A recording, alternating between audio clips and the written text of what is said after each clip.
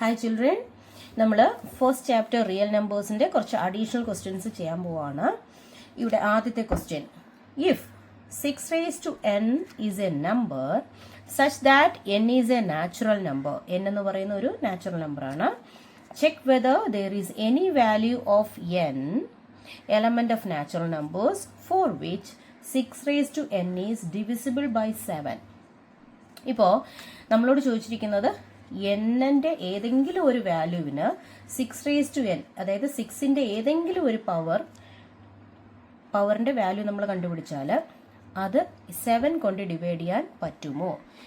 Will it be divisible by 7? That is our question. അപ്പോൾ 6ൻ്റെ natural numbers ആണ്, n എന്ന് പറയുന്ന നാച്ചുറൽ നമ്പേഴ്സ് ആണ്. അപ്പോൾ ഫസ്റ്റ് നാച്ചുറൽ നമ്പർ നമുക്ക് 1, 6 എന്ന് പറഞ്ഞാൽ 6 ആണ്. 6നെ നമുക്ക് 7 കൊണ്ട് ഡിവൈഡ് ചെയ്യാൻ പറ്റുമോ? പറ്റത്തില്ല. എന്നിൻ്റെ അവിടെ അടുത്ത നാച്ചുറൽ നമ്പർ ഇടാം, 2 ഇടാം. 6 എന്ന് പറഞ്ഞാൽ എന്താ? 6 × 6 അല്ലേ? ഇതേ നോക്കിയേ, ഞാൻ വെറുതെ ഒന്ന് എക്സാമ്പിൾസ് പറയുവാണേ. 6 ഫസ്റ്റ് നാച്ചുറൽ നമ്പർ ഇട്ടു, അപ്പോൾ 6 ആണ്. This is not divisible by 7 അല്ലേ? ഇനി 6 അതായത് 6 × 6 എന്ന് വരും, 36 വരും. Is it divisible by 7? No, it is also not divisible by 7 അല്ലേ? 7ൻ്റെ ടേബിളിനകത്ത് 36 ഉണ്ടോ? ഇല്ല. അതുപോലെ നമുക്ക് ഏതെങ്കിലും 1, 2, 3, 4 അങ്ങനെ നാച്ചുറൽ നമ്പേഴ്സ് ഇൻഫിനിറ്റി വരെ ഏതെങ്കിലും ഒരു നമ്പർ ഇട്ടാൽ ഈ 6ൻ്റെ പവർ വാല്യൂ എടുക്കുമ്പോൾ അത് 7 കൊണ്ട് ഡിവൈഡ് ചെയ്യാൻ പറ്റുമോ എന്നാണ് നമ്മളോട് ചോദിച്ചിരിക്കുന്നത്. അതെങ്ങനെ നമുക്ക് ചെക്ക് ചെയ്യാൻ പറ്റും? നാച്ചുറൽ നമ്പേഴ്സ് 1 മുതൽ ഇൻഫിനിറ്റി വരെ നമുക്ക് ഓരോ നമ്പേഴ്സ് ഇട്ട് നോക്കി 6ൻ്റെ പവർ കണ്ടുപിടിച്ച് ഇതിൻ്റെ ആൻസർ കണ്ടുപിടിക്കാൻ പറ്റത്തില്ല. പറ്റുമോ? ഇല്ല. അപ്പോൾ നമുക്ക് എന്താ ചെയ്യാൻ പറ്റുക? ഇവിടെ ചെയ്യാൻ പറ്റുന്നത്, ഈ 6 എന്ന് പറയുന്ന നമ്പറിനെ 7 കൊണ്ട് ഡിവൈഡ് ചെയ്യണമെങ്കിൽ, അല്ലെങ്കിൽ 6ൻ്റെ ഒരു പവറിനെ 7 കൊണ്ട് ഡിവൈഡ് ചെയ്യണമെങ്കിൽ 6നെ നമ്മൾ പ്രൈം ഫാക്ടറൈസ് ചെയ്യുമ്പോൾ അതിനകത്ത് ഈ 7 എന്നൊരു നമ്പർ ഉണ്ടാവണം അല്ലേ? അതുണ്ടോ നോക്കാവോ? 6നെ നമ്മൾ പ്രൈം ഫാക്ടറൈസ് ചെയ്യാൻ പോവുകയാണേ. 6നെ പ്രൈം ഫാക്ടറൈസ് ചെയ്താൽ എന്താ വരിക? ഫസ്റ്റ് പ്രൈം കൊണ്ട് ഞാൻ ഡിവൈഡ് ചെയ്ത് 2, 3. അപ്പോൾ 2 × 3 എന്ന് വരും അല്ലേ? അപ്പോൾ 6n, 6ൻ്റെ ഏതെങ്കിലും ഒരു പവർ, ഇപ്പോൾ 6 ആണെങ്കിൽ എനിക്ക് 2 × 3 എന്ന് എഴുതാം അല്ലേ? ഇനി 6 ആണെങ്കിലോ 2 × 3 എന്ന് എഴുതാം. 6 ആണെങ്കിൽ 2 × 3 എന്ന് എഴുതാം അല്ലേ? അപ്പോൾ 6n ആണെങ്കിലോ 2 × 3 എന്ന് എഴുതാം.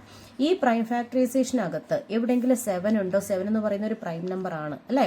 അത് ഇതിനകത്ത് വരുന്നുണ്ടോ? ഈ പ്രൈം നമ്പർ ഇതിനകത്ത് വരുന്നുണ്ടോ? വരുന്നില്ല. അപ്പോൾ അങ്ങനെയാണെങ്കിൽ 6ൻ്റെ നാച്ചുറൽ നമ്പേഴ്സ് ഒരു പവർ എടുത്താലും ആ നമ്പറിനെ 7 കൊണ്ട് ഡിവൈഡ് ചെയ്യാൻ പറ്റത്തില്ല. ഓക്കെ, അപ്പോൾ നമ്മുടെ ആൻസർ എങ്ങനെയാണ് കൺക്ലൂഡ് ചെയ്യാൻ പറ്റുന്നത്? 6n is equal to 2 × 3 The prime factorization of the prime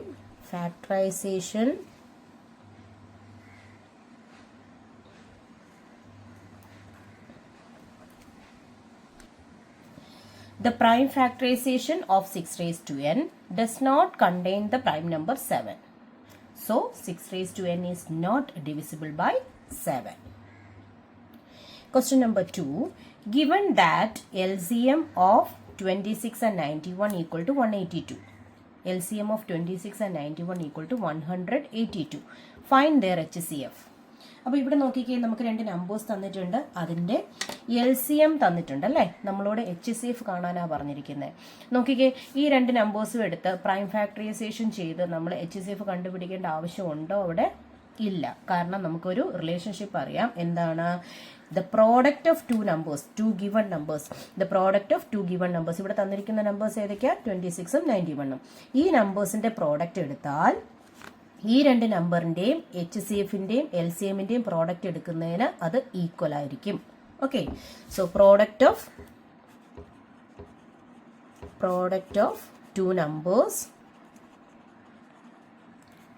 equal to product of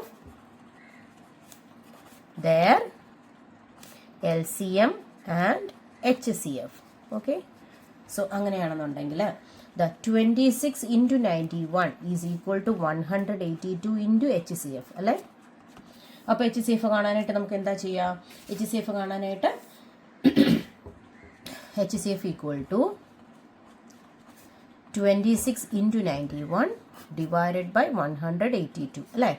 ഇതിൻ്റെ ആൻസർ എത്രയാണ് വരുന്നത്? 13 വരും. ഓക്കെ, സോ HCF കിട്ടിയില്ലേ?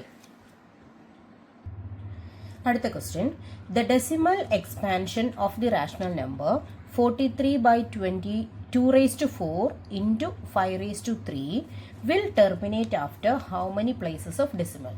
നോക്കിക്കേ, the decimal expansion of rational number, there is a rational number, കണ്ടോ, 43/2 raised to 4 into 5 raised to 3 will terminate after how many places of decimal എന്ന് പറഞ്ഞാൽ എന്താ? ഈ ഫ്രാക്ഷൻ നമ്മൾ 43 divided by 2 raised to 4 into 5 raised to 3 നമ്മൾ കണ്ടുപിടിച്ചിട്ട് 43 ആ number കൊണ്ട് ഡിവൈഡ് ചെയ്താൽ നമുക്ക് ഡെസിമൽ പാർട്ടിൽ ആഫ്റ്റർ ദ ഡെസിമൽ പോയിന്റ് കുറേ നമ്പേഴ്സ് കിട്ടും. എത്ര നമ്പർ കഴിഞ്ഞത് സ്റ്റോപ്പ് ആകും? ഓക്കെ, ഡെസിമൽ പോയിന്റ് കഴിഞ്ഞിട്ട് എത്ര നമ്പേഴ്സ് കഴിഞ്ഞാൽ അത് സ്റ്റോപ്പ് ആവും? After how many places of decimal it will terminate. അതാണ് നമ്മുടെ ക്വസ്റ്റ്യൻ. ഇതിപ്പോൾ നമ്മൾ ഡയറക്റ്റായിട്ട് ചെയ്യുവാണെങ്കിൽ ഇതിൻ്റെ ആൻസർ കണ്ടുപിടിച്ച് 43 അതുകൊണ്ട് ഡിവൈഡ് ചെയ്തൊക്കെ നോക്കണം. അങ്ങനെ ചെയ്യാൻ പറ്റുമോ? ഇല്ല. അതിനെക്കാട്ടിലും നമുക്ക് ഈസി ആയിട്ടൊരു മെത്തേഡിൽ ഇത് ഫൈൻഡ് ഔട്ട് ചെയ്യാം. ഓക്കെ, എങ്ങനെയാണ്? നമുക്കിപ്പോൾ ഞാൻ എക്സാമ്പിൾ പറയുവാണേ. 25/10 എന്ന് പറഞ്ഞാൽ നമുക്കറിയാം ഇത് 2.5 ആണെന്ന്. എന്തുകൊണ്ടാണ് നമ്മൾ അങ്ങനെ എഴുതിയത്?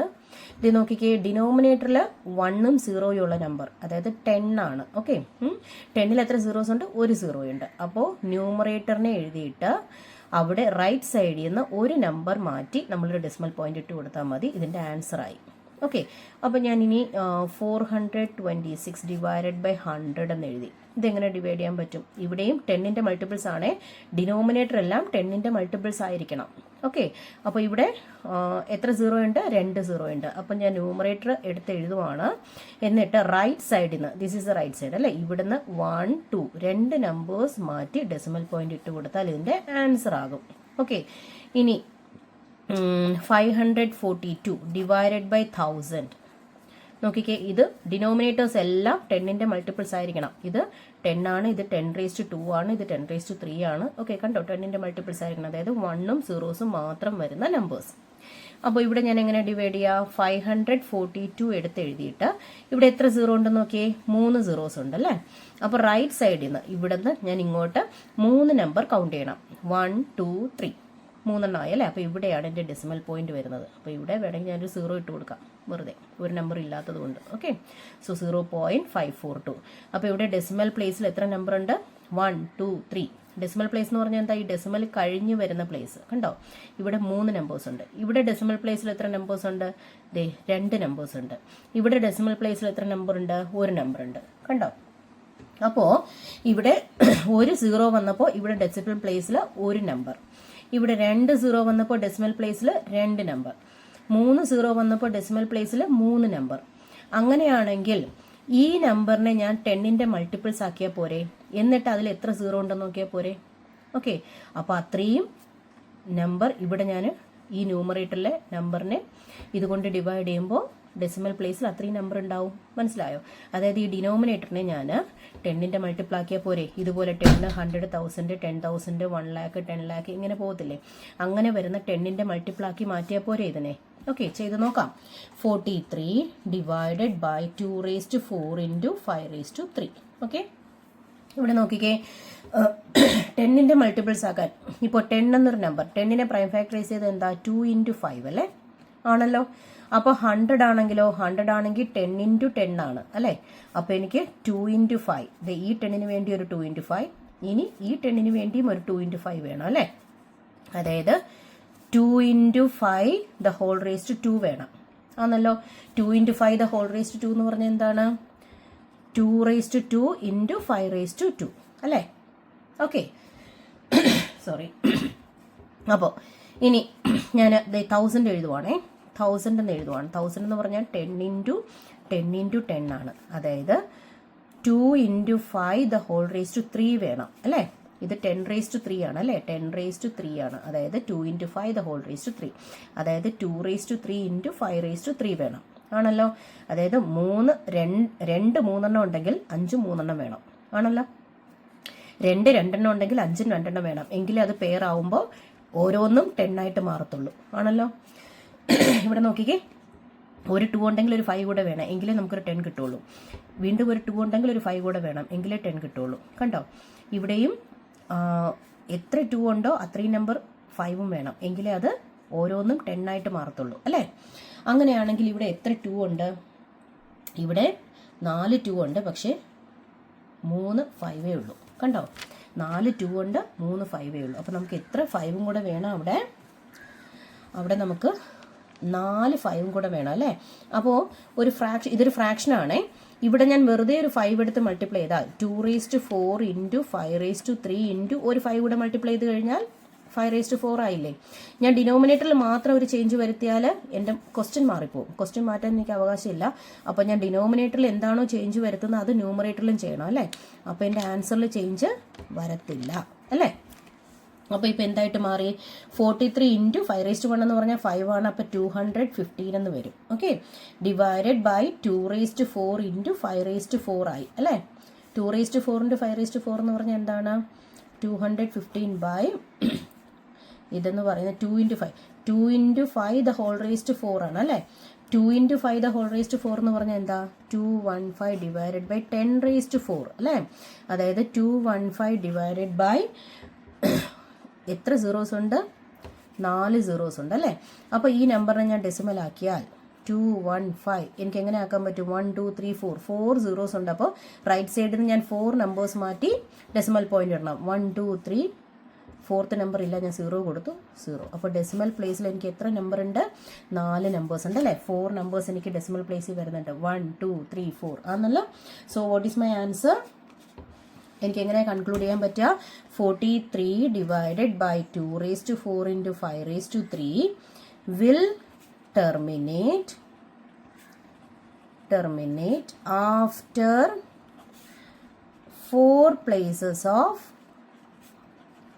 decimal. Clear?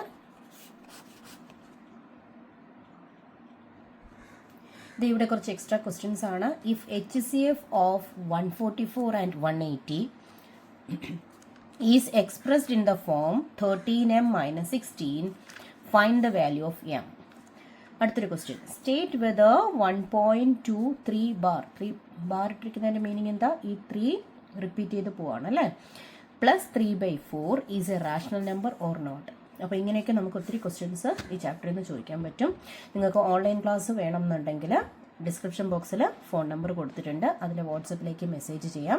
അപ്പോൾ നമ്മുടെ ഫസ്റ്റ് ചാപ്റ്റർ ഇവിടെ ഫിനിഷ് ആവുകയാണ്. ഇനി നമ്മൾ അടുത്ത വീഡിയോയിൽ സെക്കൻഡ് ചാപ്റ്റർ പഠിക്കാൻ പോവാണ്.